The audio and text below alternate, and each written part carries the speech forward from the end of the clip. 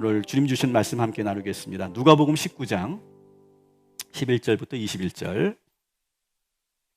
자, 한번 성경을 한번 펼쳐보십시오. 누가복음 19장 11절부터 21절 펼치시면 무슨 내용입니까? 따라합시다. 문화의 비유. 네, 문화입니다. 문화. 네, 문화의 비유다 이렇게 되어 있습니다. 우리는 달란트 비유는 익숙하죠, 그죠? 달란트 비유. 마태복음 25장에 나오는 달란트 비유는 우리가 익숙한데 문화의 비유는 알기는 알지만 좀 낯설은 그런 말씀입니다. 오늘은 이 달란트 비유와 문화의 비유가 이야기가 거의 비슷하거든요. 그래서 오늘 이 달란트 비유와 문화의 비유를 잘 비교하면서 오늘 이 문화의 비유를 통해서 주님이 주시는 말씀을 우리가 함께 묵상하려고 하는데요. 오늘 이 말씀을 들어야 되는 이유를 먼저 제가 소개하려고 합니다. 우리 11절 말씀 같이 읽겠습니다. 그들이 이 말씀을 듣고 있을 때 비유를 더하여 말씀하시니 이는 자기가 예루살렘에 가까이 오셨고 그들은 하나님의 나라가 당장에 나타날 줄로 생각함이더라. 아멘. 자, 이 말씀은요, 언제 이 말씀을 하셨는가가 되게 중요합니다. 언제 하셨습니까? 예루살렘에 들어가기 직전에. 예루살렘에 들어가면 지금 어마어마한 일들이 기다리고 있죠, 그죠? 예수님께서 온갖 고초를 당하시고 그리고 십자가에 달려 죽으십니다. 그리고 3일 만에 부활하셨고 40일 만에 승천하시는 그 일들이, 엄청난 사건들이 기다리고 있는 예루살렘으로 들어가기 직전에 이 말씀을 하신 거다라고 하는 거예요. 이제 예수님께서 부활하시고 승천하시면 제자들은 예수님 없이 살아야 됩니다. 자, 그런데 이 제자들은요, 무슨 생각을 하고 있었냐면 11절에 보니까 하나님 나라가 당장 나타날 줄로 알고 있었다 이렇게 되어 있어요. 그러니까 이 제자들은 어떻게 생각했냐면 예수님과 선생님과 같이 예루살렘에 들어가면 세상이 뒤집어질 거다.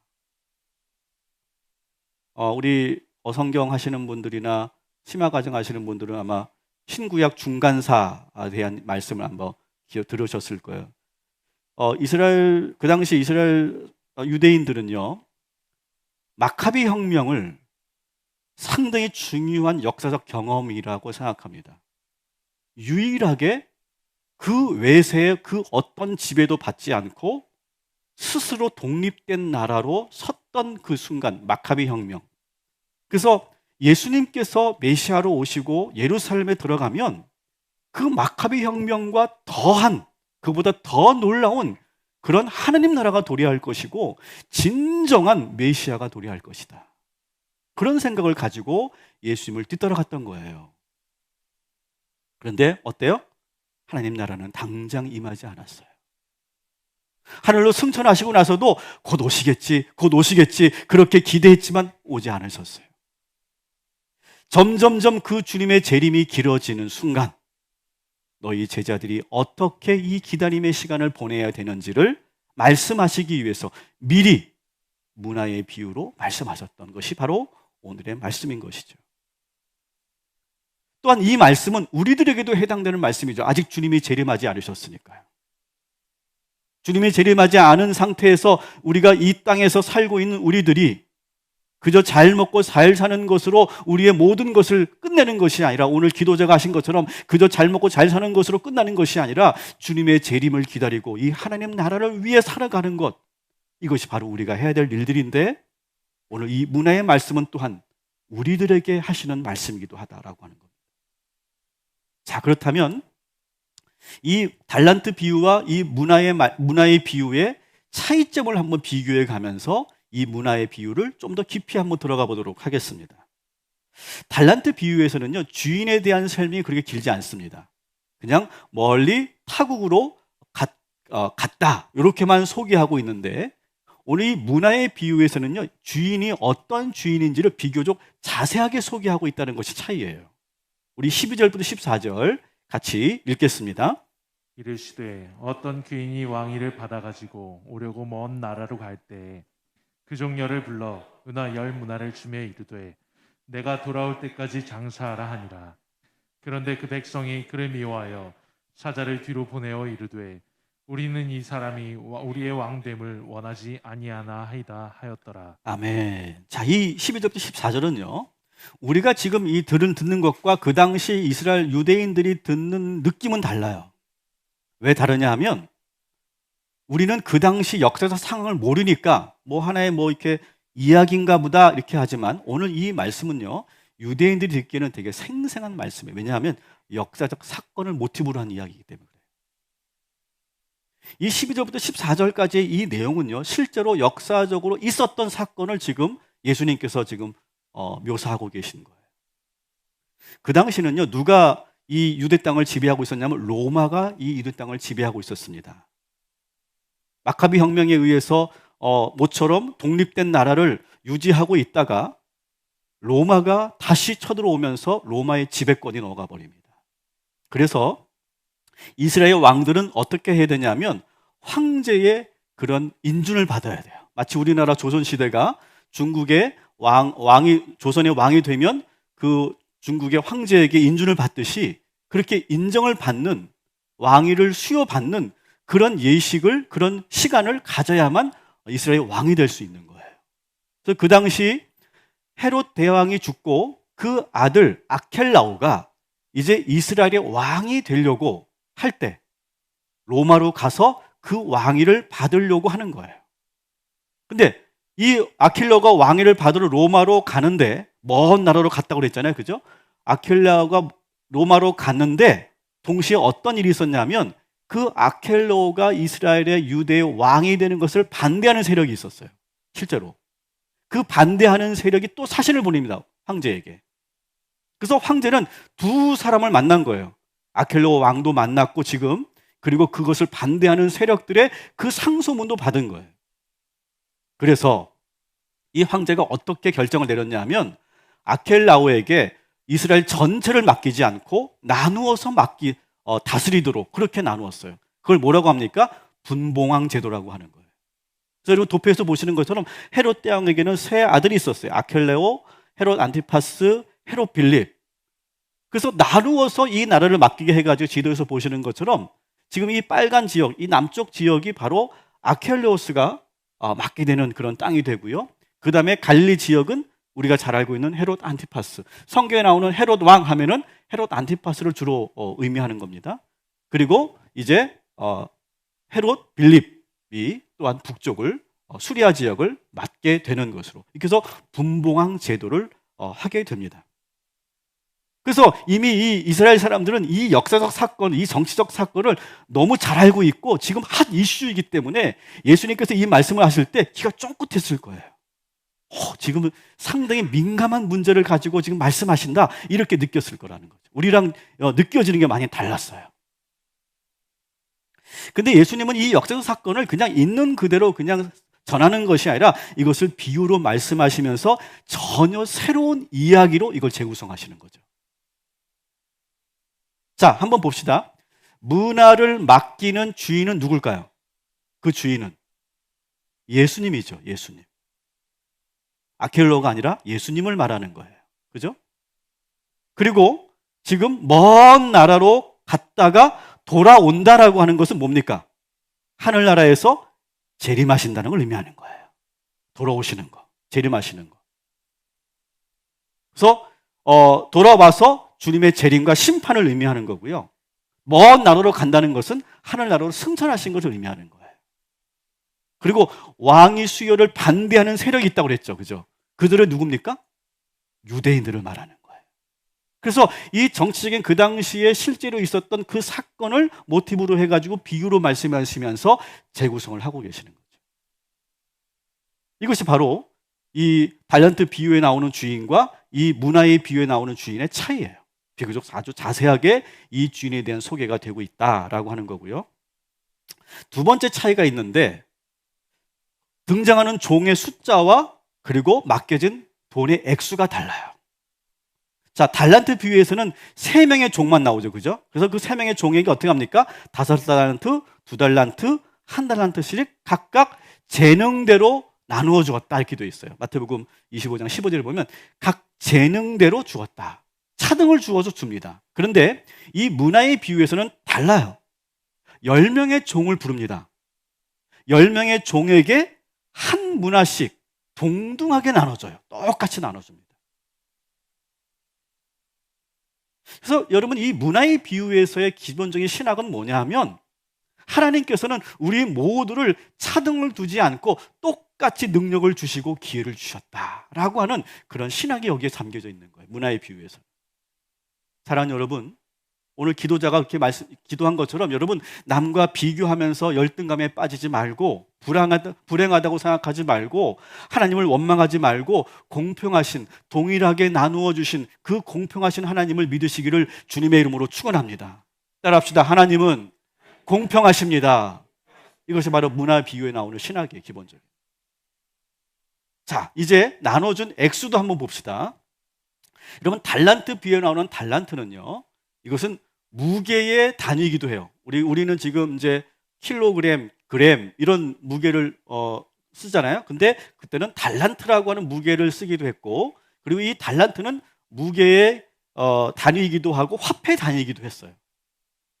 그래서 이 달란트는 금을 달아서 그 금의 무게를, 금화의 무게를 가지고 가격을, 액수를 정하는 그런 건데, 이 한 달란트는 뭐냐면 6천 데나리온에 해당되는 돈이에요. 6천 데나리온. 여러분 이 성경에 나오는 돈이 많아요. 그죠? 여러 종류의 돈이 있는데 하나만 기억하세요. 데나리온만 기억하면 다 이해가 돼요. 자, 데나리온, 한 데나리온은 그 당시 노동자의 하루 품삯이라고 보면 돼요. 자, 그렇다면 우리 식으로 지금 환산을 해본다면 우리가 쉽게 계산하기 위해서 그러는 거예요. 그냥 하루에 품삯을 10만 원으로 보자고요. 지금 뭐 훨씬 많잖아요. 그죠? 20만 원, 25만 원 하시던데요. 지금은 10만 원으로 보자, 계산하기 쉽게. 그러면 6천 데나리온이 한 달란트라면 뭘까요? 6억 원에 해당되는 거예요. 한 달란트만 해도 어마어마한 돈인 거예요. 실제로 여러분, 그 한 달란트를 만져본 유대인들이 몇 명이나 있을까요? 실제로 만져본 그런 유대인들은 거의 없을 거예요. 근데 이 문화의 비유에서는요, 되게 현실적인 단위가 나옵니다. 한 문화가 나옵니다. 이 한 문화는 100데나리온에 해당되는 돈이에요. 그러면 이게 얼마일까요? 100데나리온이면. 계산이 안 되시는구나. 약 한 1,000만 원 정도 되는 거예요. 1,000만 원 정도. 물론 하루 노동자 품삯을 더 매기면 더 비싸게 지겠지만 계산하기 쉽게 1,000만 원 정도 되는 거예요. 자, 근데 여러분, 이 1,000만 원이 많은 돈입니까? 적은 돈입니까? 여전히 많으시군요. 근데 이게 달란트와 비교해 본다면 상당히 적은 돈이죠. 그리고 여러분, 1,000만 원 가지고 뭘 할 수 있겠어요, 우리가 뭔가를 살 때는 큰 돈인데 이걸 가지고 뭘 하기에는 참 애매한 돈인 거예요, 이게. 그 당시도 마찬가지였다는 거예요, 이게. 이걸 가지고 뭐 장사를 하기도 애매하고 사업을 하기도 애매한 돈이에요. 뭔가 투자하기에도 애매한 돈인 거예요. 그런 액수다라고 하는 걸 여러분 아시고요. 또 한번 우리가 차이를 보면, 자, 5달란트를 남긴 종에게는 주인이 칭찬하면서 어떻게 합니까? 어떤 보상을 줍니까? 5달란트를 더 주죠. 2달란트 남긴 종에게는 2달란트를 줍니다. 자, 그런데 문화의 비유에서는요, 한 문화를 가지고 10문화를 남긴 종에게는 어떻게 합니까? 여러분, 이 말씀 모르시는 건 아니죠? 너무 조용해가지고 10개의 고울을 맡겨요. 10개의 고울을. 그리고 5문화를 남긴 종에게는 5고울을 맡깁니다. 자, 보세요. 특이한 것은요, 맡긴 돈은 적은데요, 받은 보상은 커요, 적어요? 어마어마하게 큽니다. 벼슬을 주는 거거든요, 지금.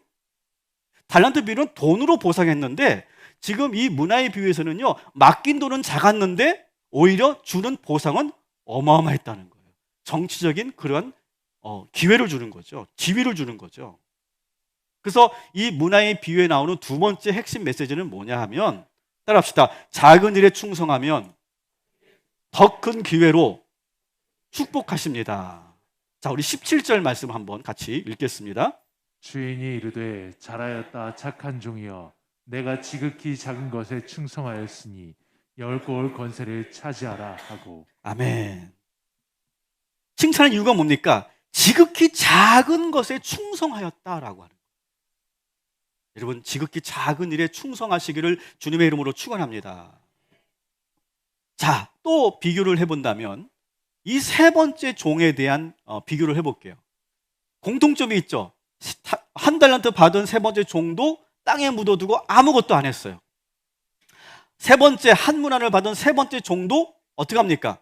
그 한 문화를 수건에 싸서 아무것도 안 했어요. 그래서 그대로 주인에게 가져왔다라고 하는 것이 공통점이에요. 차이가 있다면 땅에 묻은 것과 수건에 감춘 거예요. 근데 저는 이 수건에 이렇게 쌓아두었던 이 종의 모습에서 저는 뭘 볼 수 있냐면 주인이 맡긴 그 한 문화를 소중하게 여기지 않았던 것 같아요. 대충 봉안에 둔 거예요, 그냥. 아, 이걸 뭐 해? 이걸 왜 나한테 주는 거야? 그런 식으로 그냥 대충 봉안에 둔 거죠. 계속해서 이 문화의 비유에서 나오는 메시지가 뭐라고 있습니까? 여러분, 아무리 작은 그런 맡겨진 일도 여러분 소중하게 감당하시기를 주님의 이름으로 축원합니다. 자, 그러면 이 한 문화를 받은 이 첫 번째 종이 열심히 장사해서 10문화를 남기고 두 번째는 5문화를 남깁니다. 자, 그렇다면 이 문화라고 하는 것은 비유적으로 무엇을 의미할까요? 문화. 다양하게 해석을 합니다. 주석가들이. 다양하게 이 문화는 이것이다, 무엇이다 이렇게 해석을 하는데 어떤 분은 이 문화라고 하는 것은 그 당시에 그 소외받고 있는 그런 거지들과 과부들과 그리고 병자들과 그런 세리들과 그런 사람들을 의미하는 것이다 이렇게 해석하기도 합니다. 일리가 있는 해석입니다. 근데 저는 이걸 좀 더 우리 현실적으로 좀 우리가 좀 이 문화를 좀 우리가 해석을 한다면 저는 이렇게 생각합니다. 주님께서 우리에게 맡기신 작지만 소중한 것들. 저는 그렇게 해석을 하려고 합니다. 가령 이런 거죠. 여러분 가정에서 여러분 가정을 위해서 경제 활동하는 거 소중한 일들이라고 저는 믿어요. 집에서 여러분 집을 아름답게 잘 청소하고 빨리하고 관리하는 일, 그것도 참 소중한 일입니다. 교회에서 여러분들이 찬양대 봉사를 하고 의자 5와열을 맞추고 그리고 카메라로 지금 예배 실황을 송출하는 일, 교회 학교에서 지금 선생님들이 열심히 지금 아이들을 가르치는 일, 이 모든 것들이 이 세상을 바꾸는 일들은 아니지만 작지만 소중한 일들이라고 하는 거죠. 또한 좀 더 확장해서 이 말씀을 적용해 본다면 여러분의 일터에서 하고 있는 작지만 소중한 일들, 그것까지도 저는 여기에 포함된다고 생각해요. 내가 이런 일까지 해야 돼 라고 생각하는 그런 것들, 작지만 하찮게 보이지만 그것이 없으면 안 되는 일들, 저는 그것이 바로 문화가 아닌가 이렇게 생각합니다. 주님께서는 지금 우리에게 주신 그 문화를, 한 문화를 수건에 쌓아두지 말라는 거예요. 우리에게 주신 그 한 문화를, 기회를 잘 살려서 더욱 큰 열매를 맺게 하라, 이것이 바로 오늘 이 문화의 비유의 중요한 메시지인 거죠. 근데 무슨 장사를 했는지, 무슨 사업을 했는지, 어떻게 투자해서 이렇게 10문화를 남겼는지는 나오지가 않아요. 그건 중요한 게 아니기 때문에 그래요. 중요한 것은 결과가 아니라 뭘까요? 결과가 아니라 열심히 노력했다라고 하는 거예요. 근데 여러분 이렇게 한번 질문해 봅시다. 만일 열심히 노력했어, 한 문화를 가진 종이 10명 중에 지금 3명만 나오는데 나머지 5번째, 6번째, 7번째, 8번째 종들 가운데 열심히 했는데 실패했어. 그래서 한 문화를 잃어버렸어. 여러분 그랬을 때 이 주인은 어떻게 했을까요? 만약 여러분이 주인이라면 저는 확신하건대 그 주인은 절대로 그 실패한 종을 책망하지 않았을 거예요. 주인이 책망한 것은 뭐냐면 받은 한 문화를 가지고 아무것도 안 한 사람, 그 사람을 책망하는 것이죠. 여러분, 우리에게 중요한 것은 결과가 아니라 지금 우리에게 맡겨진 그 한 문화를 가지고 우리가 따라합시다. 창조적으로, 적극적으로, 열심히 최선을 다하는 그것을 우리 주님께서 기뻐하시는 거예요. 여러분, 여러분의 삶 속에서 여러분이 받은 한 문화를 가지고 창조적으로 열심히 최선을 다하는 복된 한 주간 되시기를 주님의 이름으로 축원합니다. 자, 근데 저는 궁금한 게 있어요. 근데 이 세 번째 이 종들은 왜 아무 일도 하지 않았을까? 뭐라도 조금 하면 그것으로도 하나님께서, 주인께서 기뻐하시고 칭찬하실 텐데 왜 아무것도 안 했을까? 그들의 마음 속에는요, 가장 먼저 뭐가 있었느냐? 불평이 있었던 것 같아요. 불평. 아, 왜 나만 한 달란트야? 쟤는 5달란트고 왜 나만 한 달란트야? 이런 불평이 있죠. 또 한 문화 받은 정도에게 이걸로 뭐 하라는 거야? 이걸로 뭐 장사도 할 수 없고 이걸 뭐 하라는 거지? 이렇게 불평하는 거예요. 그러니까 돈이 많든 적든 마음에 뭐가 있으니까, 불평이 있으니까 아무 일도 하기 싫은 거죠. 여러분, 이 불평이라는 게, 여러분 불평을 여러분 마음에 품어본 적이 있으시잖아요. 다 아실 거예요. 여러분, 불평이 내 마음에 들어오면요, 아무것도 하기 싫어요. 아주 부정적인 에너지 가운데 하나가 불평이라고 하는 에너지예요. 그러니까 직장에서도 불평이 많으면요, 어떻게 합니까? 일하기 싫어집니다. 열정이 사라집니다. 항상 인상 찡그리고 있고 짜증만 내고 하루하루를 그냥 그렇게 버티는, 그게 뭐 안에 불평이 있기 때문에 그런 거죠.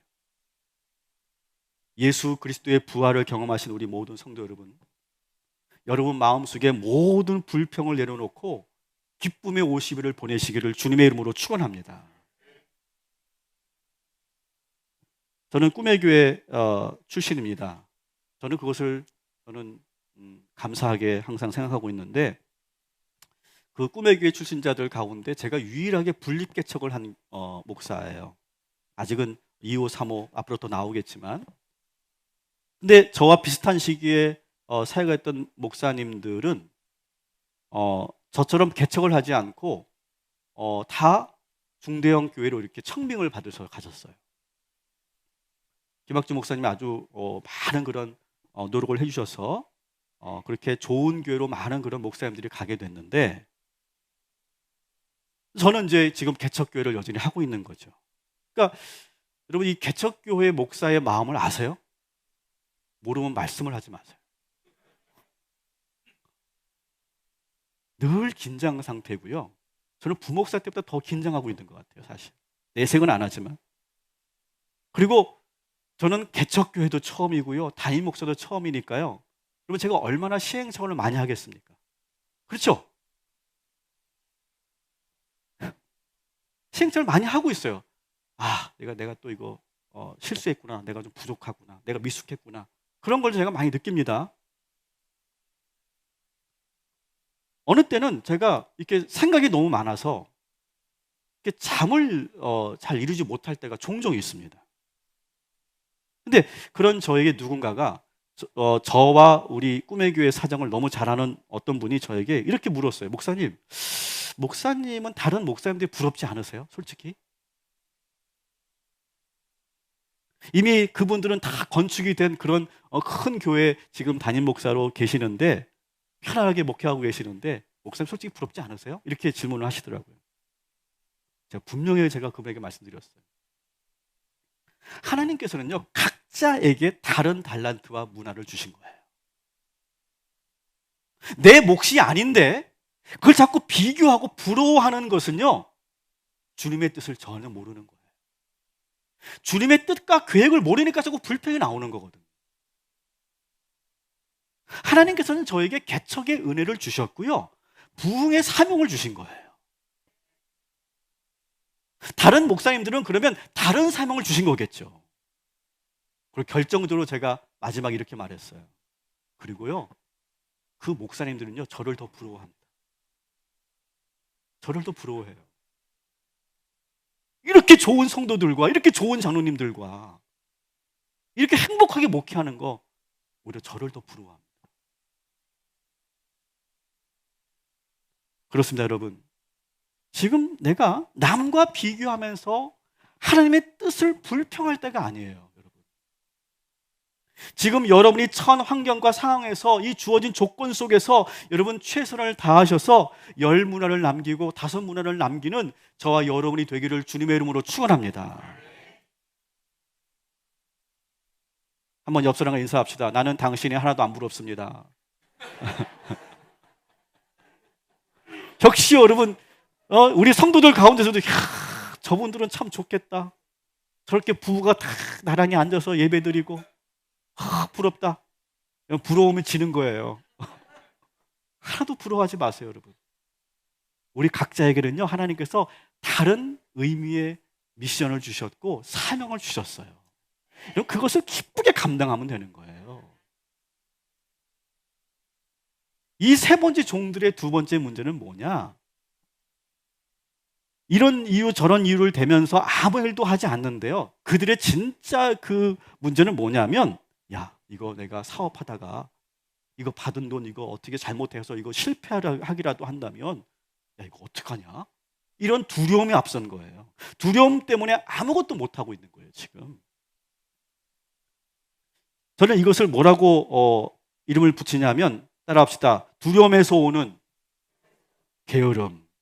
여러분, 게으름이 그냥 그 사람이 게으른 게 아니더라고요. 여러분, 그냥 잠만 자는 사람들이 있죠. 여러분, 가족에도 그런 분들이 혹시 계실지 모르겠어요. 여러분 아시는 분들 가운데 잠만 자는 사람이 정말 게으른 걸까요?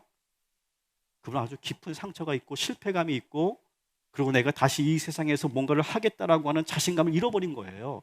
그래서 아무것도 못하는 거죠. 그러니까 어떻게 보면 우리가 긍휼히 봐야 되는 거죠, 사실은요. 근데 이 사람들이 바로 그런 사람들이에요. 야, 실패하면 어떡하지? 야, 차라리 실패해서 다 잃느니 내가 아무것도 하지 않는 게 더 낫겠다. 그런 생각을 하는 거죠. 여러분, 제가 개척교회를 하면서 두려움이 없다면 저는 거짓말이에요. 그리고 저는요, 이 코로나 3년 기간 동안 내색하지는 않았지만 정말 제가 두려움의 시간을 가졌어요. 한 번도 경험해보지 못한, 누구에게도 물어볼 수 없는 그런 경험이에요. 그러니까 담임 목사로서 정말 많은 그런 두려움과 고민 속에 있었던 그런 시간이에요. 자, 그런데 중요한 것은 뭐냐면, 내가 두렵다고 거기서 아무것도 안 하면 어떻게 되느냐라고. 실패의 두려움 때문에 아무것도 하지 못한다면 주님이 나중에 우리를 부르실 때, 저를 부를 때 뭐라고 할까요? 악하고 게으른 종아, 이렇게 말씀하시거든요. 그래서 여러분 아마 기억하실 거예요. 3년 동안 제가 별거 다 했잖아요, 지금. 그죠? 별거 다 했습니다. 야, 저런 것까지도 해야 되냐? 동꿈 TV 뭐하러 하냐? 뭐 별거 다 한 거야. 안 해본 게 없어요, 지금 저는요. 계속 움직이는 거예요. 계속 도전하는 거예요. 계속 시도하는 거예요. 저는 그게 정답이라고 생각하지 않아요. 아직 모르겠어요, 뭐가 정답인지. 이 코로나 기간에 뭘 해야 우리가 되는지 모르겠어요. 근데 계속 움직이는 거죠. 계속 물 밑에서는 계속 그 백조가 막 몸부림을 치는 거죠. 그것밖에 없었어요, 저는요. 방법은 없었어요. 만일 제가 그렇게 하지 않고, 야, 이거 큰일 났다, 걱정만 하고 있고 아무것도 안 하고 그냥 거기에 딱 멈춰져 있었다면, 내가 받은 그 한 문화를 가지고 땅에 묻어두고 수건에 쌓아두고 아무것도 안 했다면 어떻게 됐을까요? 저는 모르긴 몰라도 우리 교회는 완전히 사라졌을 거예요. 역사도 없는 교회가 뭐. 그런데 주님께서 저의 그 간절함과 그 열심을 좋게 봐주셔서 우리 교회가, 우리 성도들이 견고하게 이렇게 서서 우리가 이 코로나를 끝내게 된 줄 믿습니다. 여러분도 마찬가지입니다, 여러분. 여러분, 한 문화를 가지고 여러분 새롭게 도전하시고, 여러분 큰 비전을 가지시고 두려움을 떨쳐내시기를 주님의 이름으로 축원합니다. 땅에만 묻어두지 마시고 여러분 인생에 한 번쯤은 그 한계를 뛰어넘어 보는 저와 여러분이 되기를 주님의 이름으로 축원합니다. 이 세 번째 종들의 세 번째 결정적인 그런 잘못이 있어요. 자, 20절, 21절 결정적인데요. 같이 한번 읽겠습니다. 또 한 사람이 와서 이르되 주인이여 보소서, 당신의 한 문화가 여기 있나이다. 내가 수건으로 쌓아 두었나이다. 이는 당신이 엄한 사람인 것을 내가 무서워함이라. 당신은 두지 않은 것을 취하고 심지 않은 것을 거두나이다. 아멘. 자, 종은요, 아무 일도 하지 않은 그 이유를 주인에게 두고 있어요. 그 이유를. 자기가 알고 있는 주인은 어떤 주인이냐? 맡기지 않은 것을 빼앗고 심지 않은 것을 거두어가는, 억지를 부리는 무서운 분이다. 이렇게 주인을 그렇게 생각하고 살았다는 거예요. 이 종이 그 주인을 몇 년 동안 섬기고 그런 종의 삶을 살았는지 모르겠지만, 제가 보기에는 꽤 오랜 시간 그 주인을 섬겼는데 항상 그의 마음속에 뭐가 있었느냐? 주인에 대한 부정적인 왜곡된 생각만 가지고 있었던 거예요. 내가 알고 있는 주인은 이런 사람이야. 그래서 여러분, 주인이 가장 화가 난 지점이 바로 요 지점이에요. 그러니까 뭐 열심히 안 한 거, 뭐 이익을 남기지 않은 거, 게으른 거, 그것보다 더 크게 화가 난 이유가 바로 요 부분인데, 주인 당신에 대해서 잘못 알고 있는 이 부분에 대해서 크게 화를 내십니다. 우리 22절, 23절 같이 읽겠습니다. 주인이 이르되 악한 종아 내가 내 말로 너를 심판하노니 너는 내가 두지 않은 것을 취하고 심지 않은 것을 거두는 엄한 사람인 줄로 알았느냐. 그러면 어찌하여 내 돈을 은행에 맡기지 아니하였느냐. 그리하였으면 내가 와서 그 이자와 함께 그 돈을 찾았으리라 하고. 아멘. 여러분, 이 세 번째 종은요, 주인에 대해서 대단한 오해를 하고 살았어요. 오히려 주인은요, 큰 기대를 가지고 맡긴 거거든요, 한 문화씩을요. 근데 그는 주인의 속뜻을 모르고 왜곡되게 보고 부정적으로 판단하고 있었던 거예요. 여러분, 앞에 있는 두 종들이 칭찬받은 이유는 뭡니까? 이문을 남긴 게 아니에요. 이익을 남겨 칭찬받은 게 아니에요, 여러분. 그들은요, 주인의 마음을 알았어요.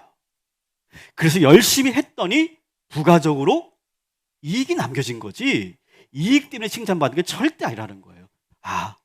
그들이 알고 있는 주인은 상당히 긍정적인, 좋은 마음으로 우리에게 맡겨주셨다라고 하는 것을 알았기 때문에 열심히 했던 건데, 이 세 번째 종은 주인을 잘못 알고 있는 거예요. 여러분, 항상 좀 이해하고 들어주십시오. 저는 부목사 생활을 꽤 오래 했기 때문에 거기서 나오는 경험을 저는 여러분과 나눌 수밖에 없습니다. 이해하고 들어주세요. 제가 부목사로 있으면서 제가 항상 가졌던 게 뭐냐면, 겉으로 드러난 담임 목사님의 그 모습이 아니라 그분의 속뜻이 무엇인가, 그 의도가 무엇인가를 저는 보려고 꽤 노력했어요. 처음엔 그게 잘 안 보이더라고요. 그래서 어느 때는 서운하기도 하고 상처받기도 하고, 에이씨 진짜 사표 쓰고 그냥 확 나가버려, 그런 마음도 여러 차례 가졌어요, 솔직히.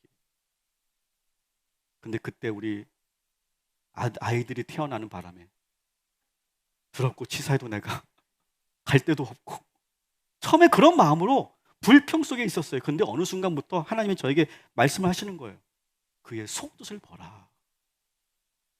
제가 그 음성을 듣고 나서 그 다음부터는 그 이면을 보기 시작한 거죠. 그 뒤의 이면을. 근데 보이더라고요.